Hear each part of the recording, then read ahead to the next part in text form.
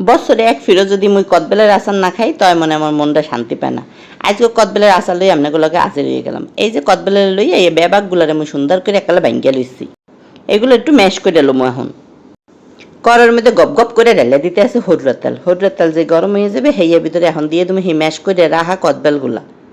একটু কথা কই, কদবেলটা শক্ত শক্ত দেখাইতেছে ঠিক না, আসলে শক্তর কারণ হলো মুই হলো আগের দিন এইগুলার একালে গুঁড়ি করে রাইখে পরে ফ্রিজে থুয়ে দিয়েছিলাম হেই পিন।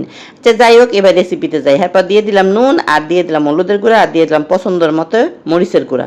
আচারে মশলার টেস্ট করলাম আপনারা আপনাকে মতো করেই দেবেন। এবার একটুখানি কইরা তেঁতুলের কাই দিয়ে দিতে আছে। তেঁতুলের কাইটা দিলে একটু টকটক ভাবটা বেশি হবে, মধ্যে আবার এইটা ভালো লাগে। এখন দিয়ে দেবো 1 কাপের মতো গুড়। আপনারা চাইলে এখানে চিনিও ব্যবহার করতে পারেন, তাই আচারে কলম গুড় দিলেই আচারের টেস্টটা কলম এককালে মজার হয়।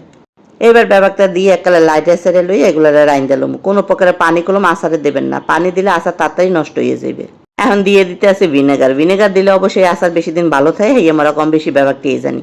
এখন দিয়ে দেবো হইলে যে 5 ফোড়নের গুঁড়ি।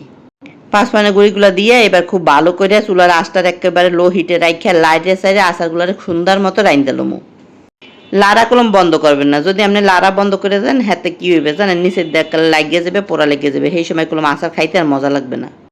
এই তো লাড়তে লাড়তে মোর আচারগুলো কলম হয়ে গেছে, আর এখন মই খাওয়ার পালা। এখন লইয়ে যেতে আছি বারান্দায়, নিয়ে এখানে বইয়ে বইয়ে এখন আচার খামু। দেখছেন কি সুন্দর লাগতেছে না? তাই এই পর্যন্ত আসবো। আল্লাহ হাফেজ ব্যাপারটি রে।